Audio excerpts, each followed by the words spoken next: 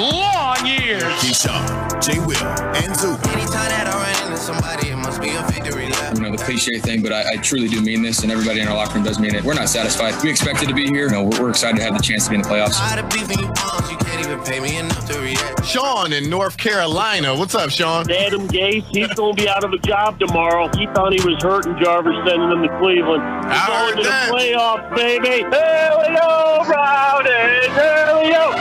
Sometimes we cry, but I guess you know now. Good Monday morning. Simply put, what's old is new again, or what's new is old again. When I flip through Netflix and Disney Plus and HBO Max and Hulu, I see Cobra Kai, Karate Kid's back. Yes. I see Saved by the Bell's got a reboot. What's old is new again, and that's where I want to start with the Browns. It's Keyshawn, J. Will, and Zubin, presented by Progressive Insurance, with all of our guests joining us proudly on the Goodyear Hotline. Wait, Keyshawn, you know about Cobra Kai yet, Key? Good. Cobra Kai, Key, Ralph Macchio, all the old school people are back in it. The Karate Kid. I as a kid, Karate Kid, but that's not my everyday go-to. It's getting great reviews, Jay. It's Season getting great 3. reviews. Season 3, Zubin, let's go. No doubt, Jay. What did you do, Jay? You watched a lot of that up in Maine? No, I watched it when I got home, Keyshawn. But here's the deal. What's old is new, whether it's the Karate Kid, whether it's anything. The Browns are the same deal. So the Browns are back in the playoffs for the first time since 2002. Stop me if you've heard it before. It's the NFL's longest playoff drought. It comes to an end. It only seems apropos, by the way, that Ian Eagle said this on the broadcast yesterday. He was a CBS broadcaster calling the game. He's like, nothing comes easy for the Browns. You snap the longest playoff streak in week 17 of the season, and it goes down to the fourth quarter. It couldn't go any further for the Browns, and they get it done. But get this, fellas. They will, of course, play the Steelers on Wild Card Weekend, or what the NFL is calling Super Wild Card Weekend. That game will be next Sunday night. I'll have more on that in a second. But this also seems what's old is new again. The last time the Browns were in the playoffs, in the wild card round in 2002, they played the Pittsburgh Steelers. And the Steelers won the game 36-33. Quick trivia time for Key. Can you name, because this is actually pre-Roethlisberger, so long ago, pre-Big Ben. Can you name the quarterback in either team for Cleveland or Pittsburgh that day in 2002, the Browns' last playoff game? In 2002. For the Steelers and the Browns. And by the way, the Browns quarterback in that game Oh, threw for 400. Tim Couch would be the quarterback in Cleveland. Not Tim Couch. No? This quarterback threw for 469 yards in a playoff game, and I would guess 95% of the audience has never heard of him. Yeah, well, I wouldn't know who it is in Cleveland, and then I would only – who would be Tommy Maddox? Tommy Maddox is correct. Maddox would be Pittsburgh, and in Cleveland? Pittsburgh scored 22 points in the fourth quarter to rally from 10 down to win. We'll see what happens next Sunday night. It's not Tim Couch. Now Tim Couch. I don't know then. You got Kelly Holcomb. Do you Kelly remember Holcomb, him? yeah. Wow. Yeah. 469 yards. Jay, I want to ask you this. This is just my thoughts. So there's 6 games. It's Super Wild Card Weekend. 3 Saturday, 3 on Sunday, including the one on ABC and ESPN between the Ravens and the Titans. That'll start the Sunday triple header. Sunday Night Football has been the number one show on TV for at least 10 straight years. And there's something to be said here, Jay. I understand the team they're facing has a few fans and they have a global fan base. But the fact that the NFL has said we could put Tom Brady on Sunday night, but we're going to put him on Saturday night. We could put Russell Wilson on Sunday night, but we're going to put him on Saturday afternoon. We could put Drew Brees on Sunday night, but we're going to put him on late Sunday afternoon, which will also garner tens of millions of viewers.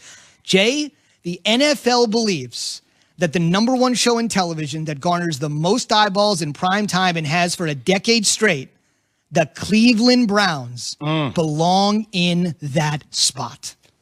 Brilliant. And I'll say this. I think they're one of the most polarizing, if not the most polarizing team in the NFL. Obviously, Baker Mayfield, people love to go against him. Well, how many commercials is he going to do? And watching him last night run for that first down just to close out the game solidified it for me. I've known Baker for a long time. I like seeing him win. I know people don't always agree with how he goes about doing that or some of the things he says, but the kid's a competitor. In a year where they don't have OBJ, where Nick Chubb has had injuries, Kareem Hunt and Nick Chubb have come back together. They played well. Yes, was it a tight game against Mason Rudolph? Yes. Was that the way that you would like to see the Browns get into the playoffs? Probably not. But still, look, after that game against the Jets, I didn't know what the hell to expect. I didn't know what I was going to see, Zubin. So the fact that they were able to win that game, as Key would always say, look, you just win the game you're supposed to win. And now it sets it up for a team with the Steelers that finished 1-4. They didn't play a lot of their starters down the stretch in that game against Cleveland, not having, obviously, Ben Roethlisberger, Maurice Pouncey, TJ Watt,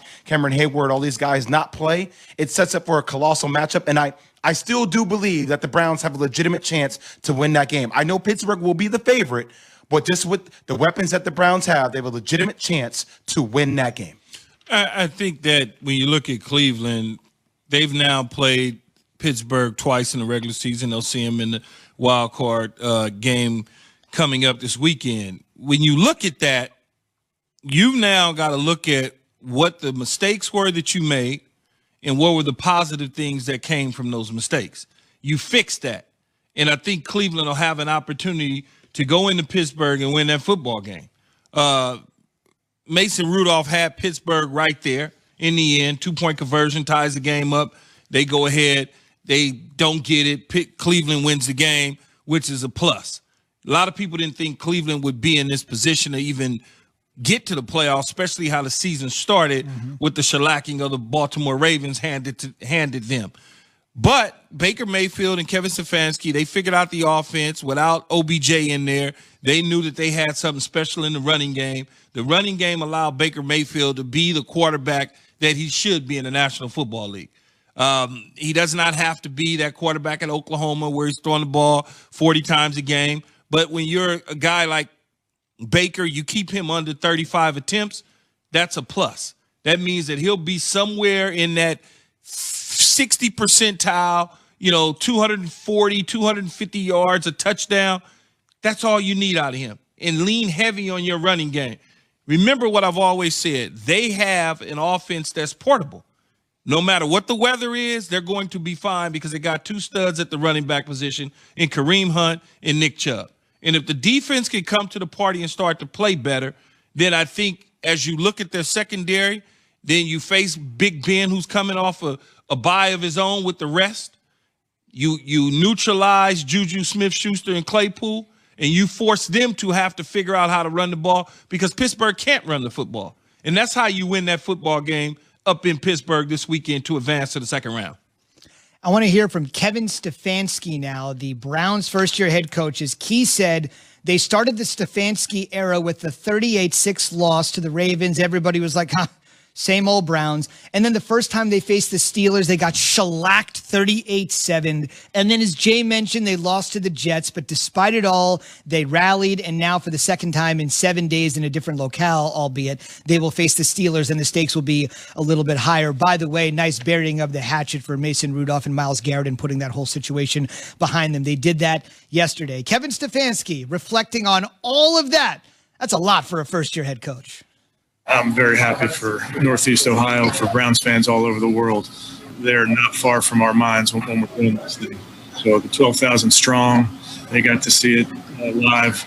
I know there are many people around the country and the world watching, and we feel their support. So happy for them. And again, we're in the dance, but we feel like we got a lot of work to do this week, and we want to keep this thing going. And this is Keyshawn, J. Will, and Zubin coming to you live from above the Heineken River Deck at Pier 17. Jay, the last time we were together back in 2020, again, a word I said I would never utter again since it was 2020, but just to utter it, you said they had Super Bowl